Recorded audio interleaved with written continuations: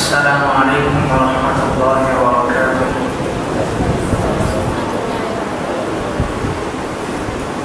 আমাদের আলোচনা চলতেছিল মানুষের জীবন, দুনিয়ার জীবন, কবরের জীবন, আখিরাতের জীবন। এই তিনটা জীবনের মধ্যে মানুষের পাঁচটা অন্ধকার,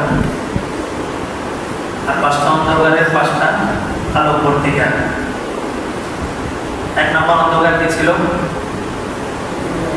দুনিয়ার মহাব্বত। আলোকবর্তিকা হল তারপর অন্ধকার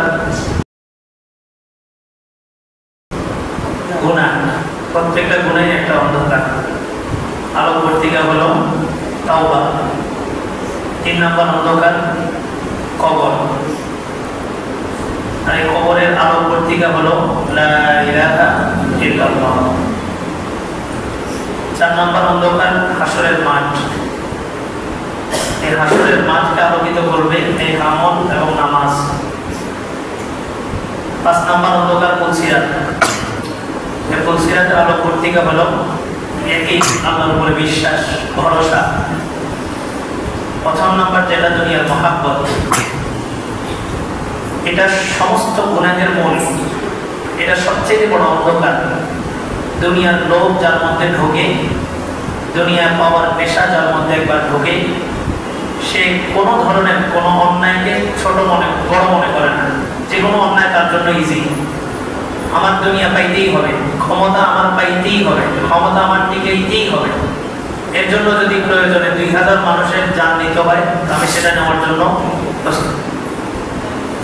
এই দুনিয়ার মহাব্বতকে রাসূল বলেছেন হুব্বুদ দুনিয়া রাসূ কুল্লি খাতিয়া। দুনিয়ার মহাব্বত সমস্ত গুনাহের মূল।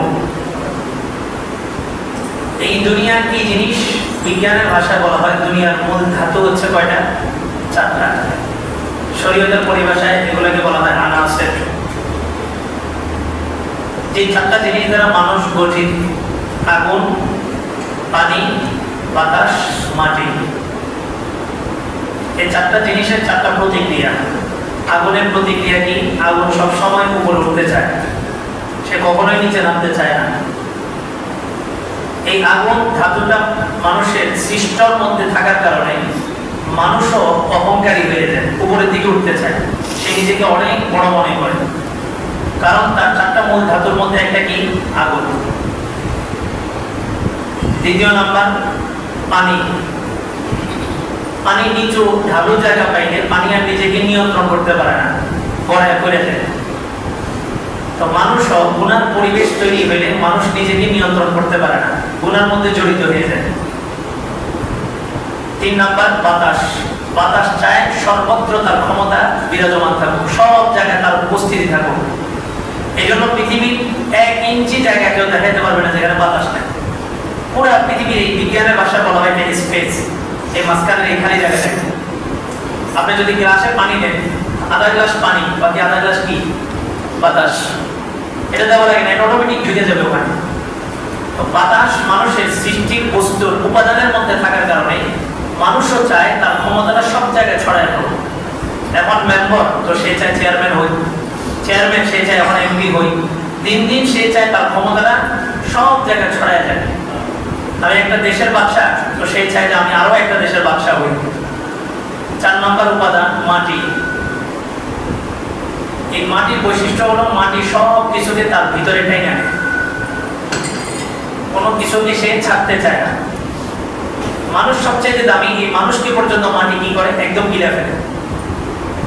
তো মাটির উপাদান মানুষের মধ্যে থাকার কারণে মানুষকে বলাই হয় মানুষ মাটির তৈরি। এই উপাদানটা থাকার কারণে মানুষের মধ্যে কৃপণতা, বখিল, এই স্বভাবটা মানুষের মধ্যে আছে। জন্মগতভাবে স্বভাবগতভাবেই এই স্বভাবটা তার মধ্যে আছে। এজন্য মানুষ চায় যে আমার 10 তলা একটা বিল্ডিং আছে, আরো একটা 10 তলা বিল্ডিং হোক। আমার গাড়ি আছে, আরো একটা গাড়ি হোক। এই 4টা উপাদান দিয়া মানুষকে তৈরি করা হয়েছে। এই জন্য মানুষের মধ্যে এই 4টা উপাদানের খারাপ গুণগুলা মানুষের মধ্যে আছে, খারাপ দিকগুলা। এটাই আল্লাহ বলছেন 7টা বিষয়ের কসম খাইছেন, ওয়াশ-শামসি ওয়া দুহাহা ওয়াল কামারি ইযা তালাহা। টানা 7টা বিষয়ের কসম খেয়ে আল্লাহ বলছেন ফাআলহামাহা ফুজুরাহা ওয়া তাকওয়াহা। আমি মানুষের মধ্যে আগে খারাপ দিছি, তারপরে ভালোটা দিছি, আগে খারাপ। তো মানুষের মধ্যে এই চারটা উপাদান থাকার কারণে এই চারটা খারাপ দিকগুলো মানুষের মধ্যে প্রকাশ পায়। কি বলেন, এই উপাদানের দিকগুলো কি আমাদের মধ্যে প্রকাশ পায় না? পায়। শরীয়তে এই চারটা খারাপ গুণ থেকে বাঁচার জন্য চারটা উপায় দিয়েছে। এক নাম্বার আগুন। আগুনের উপাদান আমাদের মধ্যে থাকার কারণে আগুন যেরকম উপরের দিকে উঠতে চায়, আমরাও এরকম উপরের দিকে উঠতে চাই। আমাদের মধ্যে অহংকার আছে। তো শরীয়ত বলে অহংকার, তো তুমি নামাজে দাঁড়াও, তোমার অহংকার আল্লাহ তাআলা দূর করে দিবেন। আর নামাজের মূল বিষয় কি? সিজদা। এই সিজদা ওই ব্যক্তি দিতে পারবে যার মধ্যে অহংকার নেই। কি বলেন, ইবলিস সিজদা দেয় নাই কেন? শুধুমাত্র অহংকারের কারণে। তাছাড়া কি ওর শরীর সুস্থ ছিল না? ছিল, সব এবিলিটি তার ছিল, কিন্তু শুধুমাত্র অহংকারের কারণে কি করতে পারেনি? সিজদা দিতে পারেনি। আপনি দেখবেন বহু মানুষ আছে সুস্থ সবল, সময় আছে, অবসর সময়, মসজিদে আসতেছে না, আমরা এটাকে স্বাভাবিক মনে করি। অথচ এই মসজিদে না আসা মানে আপনি সিজদা দেওয়াকে অস্বীকার করতেছেন। এই সিজদা দেওয়া অস্বীকার করার কারণে আল্লাহ তাআলা ইবলিসকে বিতাড়িত ঘোষণা করছেন। আমি অবসর বসে আছি, ভালো লাগতেছে না, নামাজে গেলাম না, তো আমি আর ওই ইবলিসের মধ্যে পার্থক্য রইল কই?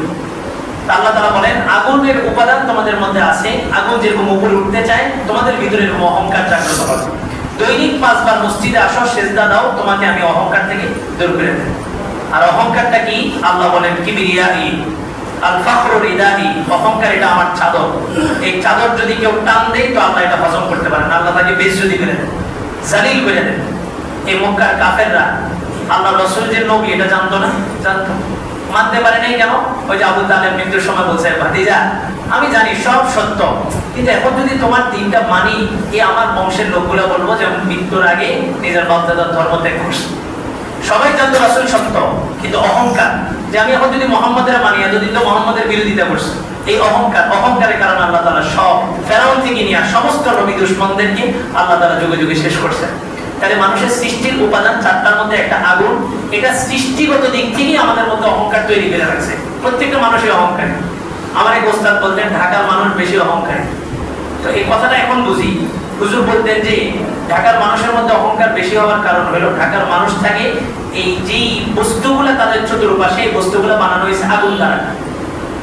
এইগুলো কি দ্বারা তৈরি? আগুন দ্বারা। তো প্রত্যেকটা জিনিসের একটা প্রভাব মানুষের উপরে পড়ে। তো মানুষ ঢাকা শহরে বিল্ডিং বেশি ছিল, তো হুজুর বলতেন যে ঢাকার মানুষ অহংকারী হওয়ার মূল কারণ হলো এই ঢাকা শহরের বিল্ডিং গুলা। এখন দেখেন ঢাকার মানুষ অহংকারী না, আমরা সবাই অহংকারী। সবাই এখন যেখানে থাকতেছি চতুর্দিকে আমাদের কি? ইট। আর ইটটা বানানো হয়েছে কি দ্বারা? আগুন দ্বারা। এজন্য আল্লাহ বলছেন তুমি আসো, সিজদা দাও, মাথা নত করো। তুমি আল্লাহর সামনে মাথা নত করে নিজেকে নিজে বুঝাও যে আমার তো কিছুই নেই, আমার কিসের ক্ষমতা, কিসের দাপট, আমি নাকে খত দিতেছি আল্লাহর সামনে। আল্লাহ তাআলা কথাগুলো বুঝার আমল করার তৌফিক